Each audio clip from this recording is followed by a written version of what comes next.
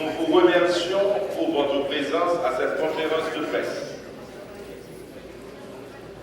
Cette grande rencontre des chefs d'État et de gouvernement qui vient de clore ses travaux ici à Pétionville, Haïti, a permis à notre pays d'écrire une page importante de son histoire. En effet, cette rencontre a réuni sous le sol haïtien plus de 29 États de la région de la Caraïbe, dont 25 États membres et 4 États membres associés de l'AEC, l'Association des États de la Caraïbe. Au cours de cet important rassemblement des chefs d'État et de gouvernement de la Grande Caraïbe, on a adopté une déclaration et un plan d'action devant faciliter la mise en œuvre de nos programmes visant l'intérêt de tous les pays membres de l'AEC. Dans le cadre de la déclaration de Pétionville, nous avons reconnu l'importance des regroupements régionaux tels que l'OECS, l'ALBA, la CARICOM, la CELAC et UNASUR, et notre volonté de continuer à travailler pour mettre en œuvre des schémas d'intégration fondés sur les principes de justice sociale, de complémentarité et de coopération. Aussi, tous les pays ont-ils reconnu les efforts de soutien et de solidarité en faveur d'Haïti, tout en encourageant les États et institutions internationales à remplir les engagements pris en faveur des efforts et de développement de reconstruction sociale et économique en accord avec les intérêts et décisions du gouvernement d'Haïti. Nous avons aussi exprimé au peuple et au gouvernement de la République bolivarienne du Venezuela notre peine profonde et sincère suite au décès prématuré du président Hugo Chávez Frías. Nous avons par ailleurs exhorté les États membres qui ne l'ont pas encore fait à ratifier la convention créant la zone du tourisme durable dans la Caraïbe et son protocole. Dans le cadre du plan d'action, nous avons envisagé de renforcer le développement du tourisme durable dans la région, nos relations économiques et commerciales, les dispositions pour la mise en œuvre d'un système de transport aérien et maritime viable entre les États de la région, les voies et moyens pour réduire les risques des catastrophes naturelles, notre système d'éducation, la préservation de la mer des Caraïbes en tant que patrimoine commun à tous les pays de la région. Et enfin, les voies et moyens pour aboutir à la constitution d'un fonds spécial pour la gestion des projets de coopération. Comme vous venez d'en être les témoins, les chefs d'État et de gouvernement et les chefs de délégation mandatés à cette fin, ayant participé au 5e sommet de l'AEC, ont signé la déclaration et le plan d'action de Pétionville, qui comporte les lignes directrices pour favoriser entre les États de la région le dialogue, la concertation et la coopération. Avant de vous passer la parole, je voudrais aussi remercier tous les chefs d'État et de gouvernement qui ont fait le déplacement. Il y en a qui sont déjà chez eux, car ils connaissent la chaleur du sol haïtien. Mais il y en a d'autres dont c'est le premier voyage en Haïti. Le peuple haïtien, par mon organe, exprime à vous tous toute sa gratitude. Encore une fois, je remercie nos amis de la presse nationale et internationale pour la couverture de ce sommet qui a été un succès. Merci.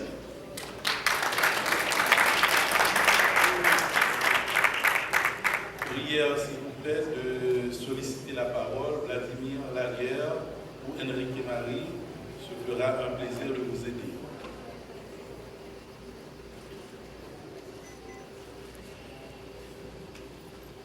Bonsoir. Bonsoir à tous. Leclerc Garot de Radio Télémétropole. Monsieur le Président, vous avez cité quelques débris de cette déclaration de Pétionville. Il est à question dans cette déclaration d'une demande faite aux États-Unis de lever l'embargo sur Cuba, mais dans les lignes que vous venez de citer, il n'y a pas de cette partie.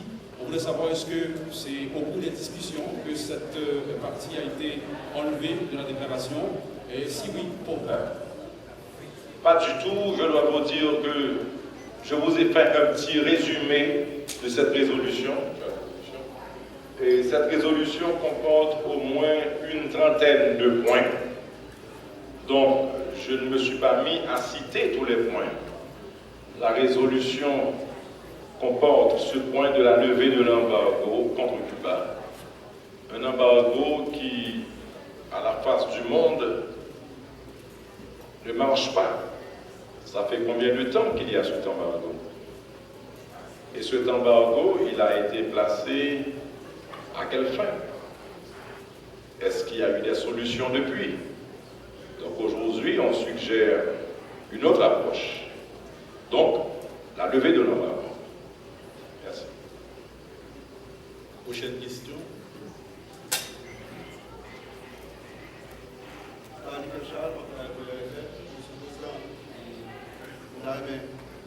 On a le sentiment qu'on va accueillir cette personne à l'UCSA et puis dis-nous qui est bien positif et on va tirer après le déroulement de cette personne concrètement. Qui est bien positif à part la déclaration de Pétionville là qui est dans l'action ici. Bon, sentiment de fierté, même j'ai un tout haïtien. Nous regardons un pays, vous dit à côté que des chefs d'État défilent dans toute la rue, ça saute les portes, ça prend les portes, ça dans l'hôtel, ça cap visiter. Des délégations venant de tous les coins du monde qui viennent participer, ils viennent participer dans le sommaire. Qui sentiment pour un haïtien t'a gagné pour le pays comme un plateau, côté que le monde entier vient chita dans les mains. C'est merci à l'association. C'est merci à tout le monde qui vient, qui permettent que Haïti a plaqué comme ça à la face du monde. C'est merci à secrétariat général là, qui même le monde qui est dans l'association t'a trop occupé pour occuper, et puis le secrétariat a continué le travail. C'est merci à Nouvelle Haïti ça, qui croit que le dégât fait sauver ça. Donc son sentiment de fierté, son bilan extrêmement positif. Déjà, je dis à tout président qu'il a le monde a regardé nous, le monde connaît que ça a des conditions à Haïti déjà, que Haïti son pays bien en sécurité, il faut dire à Yopawel. Que Haïti son pays où des gens ne vivent, il faut dire à Yopawel. Que Haïti son pays qui a misère seulement, il faut dire à Yopawel. Et Yopawel, personne n'a demandé charité ni à prendre la main. Il y aurait des gens qui débattent. Il y aurait des gens qui sont fiers, des gens qui veulent camper dans le temps d'autres chefs, faire des discussions et faire des échanges, faire des propositions. Donc son bilan, on ne peut pas mettre un prix sur ça que nous gagnons aujourd'hui à travers ce sommet. Le bilan est positif, non seulement à travers ce que ça nous gagne pour nous tirer dans la résolution, parce que dans la résolution, il y a un peu de problème que nous gagnons qui est commun à l'autre pays, que ce soit question environnementale, que ce soit question risque et désastre, que ce soit question échange commercial, que ce soit question éducation, que ce soit question de développement. Tout pays là, sont seuls à parler, améliorer les conditions de vie de bio. Donc, bilan positif, que nous avons chita là seulement pour nous écouter l'autre, bilan positif. Parce que pour sommet, l'elfine fait au cas il réussit, mais avant le fait, on ne peut pas prendre qui ça, secrétaire général a passé pour faire le réussir. On ne peut pas prendre qui ça, ministre des Affaires étrangères a passé pour faire le réussir. On ne peut pas prendre combien d'appels le président de la République l'a obligé de faire pour faire le réussir. On ne peut pas prendre qui est fort, délégation et au chef d'État et au chef gouvernement fait pour quitter les problèmes qui ont gagné la caille pour venir dans le sommaire. Donc son bilan qui est positif.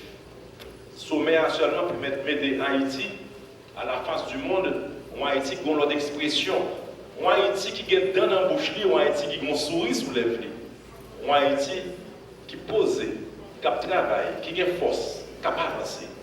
Bilan positif.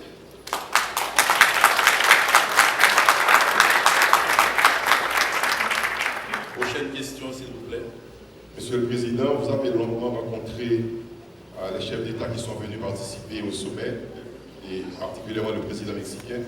Est-ce que vous pouvez retracer pour nous les points de vos discussions avec ces chefs d'État et expliquer aussi pourquoi certains chefs d'État qui étaient attendus ne sont pas venus aujourd'hui pour prendre part au sommet aussi? Merci.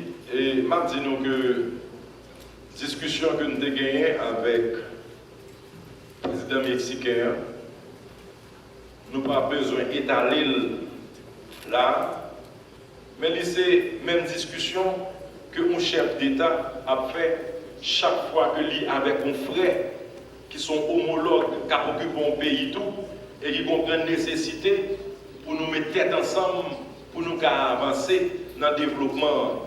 Donc, nous parler de échanges culturels, nous parler de questions de logement, nous parler de reconstruction, nous parler de la relance agricole, des bagages qui vont permettre à la population un meilleur demain. Et nous parler tout de l'opportunité que Haïti offre, de telle sorte que Haïti, ce n'est pas où est là, où est ça le dans le Mexique seulement, mais là, pour offrir Mexique des opportunités pour que l'entreprise viennent ici, faire l'argent, créer emploi pour Haïtiens, payer taxes pour le gouvernement, donc tout le monde a besoin. C'est le modèle de discussion que nous avons avec tout homologue que nous rencontrons. C'est toujours la même question, des questions d'échange commercial, questions d'environnement, questions de problèmes qui sont communs à pays. Si nous parlons avec Saint-Domingue, par exemple, nous ne pouvons jamais pas évoquer question frontière. Nous ne pouvons jamais pas évoquer question environnement, un bord, Saint-Domingue vert, un autre bord, tout le monde décalé. Ce sont les mêmes questions. Seulement que l'AEC fait ce printemps. Mais aujourd'hui, c'est tellement important, et aujourd'hui, il y a des gens qui sont tellement réalisés que faut que nous renforcions Caraïbes là, que aujourd'hui, nous avons pris une décision et le président mexicain a invité tout le monde qui était là pour nous faire sommet ça à Mexico l'année prochaine. Et Haïti déjà répond présent, Haïti a plat dans le prochain sommet AEC. Je dis tout le monde merci, vive AEC, vive Haïti.